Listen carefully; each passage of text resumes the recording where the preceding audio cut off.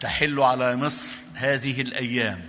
نفحات ربانية مباركة، حيث تتلاقى فيها أصوام وصلوات وأعياد جموع المصريين مسلمين ومسيحيين. فبالأمس القريب كنا نحتفل بقدوم شهر رمضان المعظم، واليوم نستعد للاحتفال بعيد القيامة المجيد وعيد الفطر المبارك، حيث تتعانق الاحتفالات وتتجلى روح التآلف والمحبة في أبهى صورها على أرض الديانات والحضارات،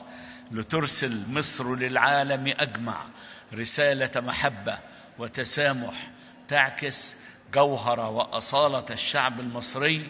الذي يقدس قيم الانتماء ويمارس الوطنية في أروع صورها. وبهذه المناسبات السعيدة يسرني ويشرفني أن أتقدم إلى فخامة السيد الرئيس عبد الفتاح السيسي وشعب مصر العظيم بخالص التهاني وأطيب الأمنيات، داعيا المولى عز وجل أن يديم على مصرنا الغالية وشعبها نعمة المحبة والأخوة والسلام، وكل عام وحضراتكم بخير.